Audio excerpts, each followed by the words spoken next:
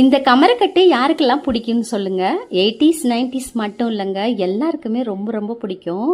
எனக்கெல்லாம் ரொம்ப பிடிக்கும். இப்போ இது கடையிலலாம் பார்க்கவே முடியறது இல்லைங்க. ஏதாவது ஒரு கடையில் இருந்துச்சுன்னா அப்படியே 10 15ன்ட்டு வாங்கிட்டு வந்துடுறது.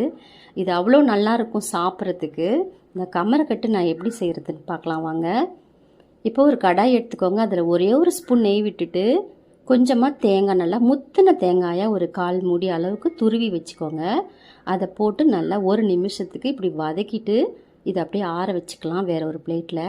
இப்போ 1/4 டம்ளர் தண்ணி ஊற்றிட்டு 150 கிராம் வெல்லம் சேர்த்து நல்லா கரைஞ்சதும் இந்த மாதிரி நல்லா வெல்லம் பொங்கி வரும்.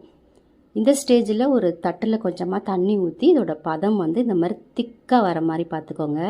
இப்போ தேங்காய் துருவலை சேர்த்துட்டு நல்லா இப்படி கிண்டி விடுங்க. இப்போ இதோட கலர் அப்படியே மாறி வர வரைக்கும் நல்லா இப்படி கிண்டி விடுங்க. இப்போ கலர் நல்லா மாறி வந்துடுச்சு. இப்போ ஸ்டவ்வை ஆஃப் பண்ணிவிட்டு ஃபேன் காற்றுல வச்சுட்டு கையில் எண்ணெய் தடவிட்டு கொஞ்சம் கொஞ்சமாக ஸ்பூனால் எடுத்து அப்படியே கை சூடு பொறுக்கிற அளவுக்கு கடன்னு உருட்டி போட்டுடுங்க. இல்லைன்னா அப்படியே கட்டி ஆகிடும்.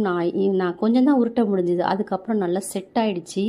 அதை நான் உடச்சி தான் சாப்பிட்டேன். ஆனால் செம்ம டேஸ்ட்டாக இருந்துச்சு.